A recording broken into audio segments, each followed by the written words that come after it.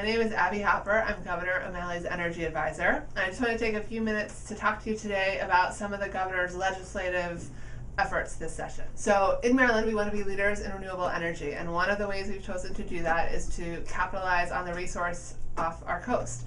We have an incredible opportunity to use offshore wind to bring jobs and clean energy to our state.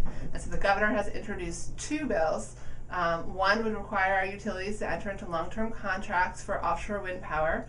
That power would come into our state. It has the potential to power 79% of the Eastern Shore, which is really amazing. It brings in all the environmental attributes, no greenhouse gases.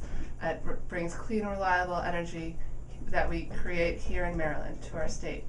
It also brings economic development opportunity. Maryland wants to be a leader in the manufacturing and assembly and installation of wind turbines. This is a regional market that's being developed along the East Coast, and we want to be at the front of that line. We also, as part of that, we have a bill to allow wind turbine manufacturers to participate in our Sunny Day Fund so that we can attract and retain those kind of manufacturers that will bring high quality, high paying, great jobs to our state.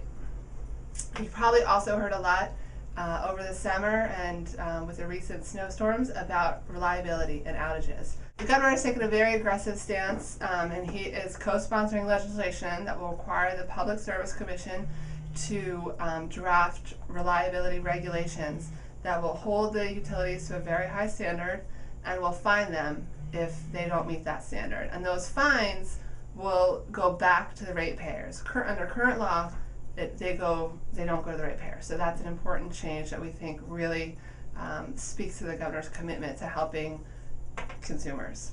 And then the third area in which we want to lead in the state of Maryland is in electric vehicles.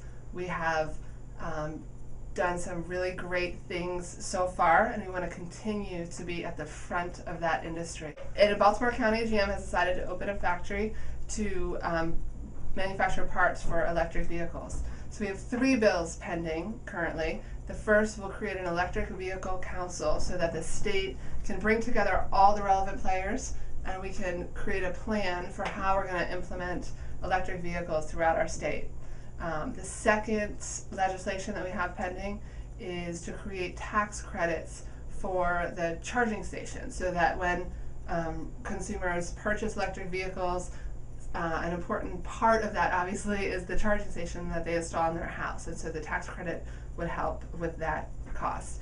And then the third piece of legislation requires the Public Service Commission to conduct a proceeding and some pilot projects so that folks that do buy electric vehicles would be incentivized to charge them at times when there's not as much demand on the grid. So either through pricing or other kind of incentive programs to incentivize charging during non-peak time. Thank you so much for taking the time to listen. We're really excited about the governor's vision in this area. Maryland is and will remain at the forefront of the renewable energy sector, and we welcome all the jobs that it will bring with it. Thanks.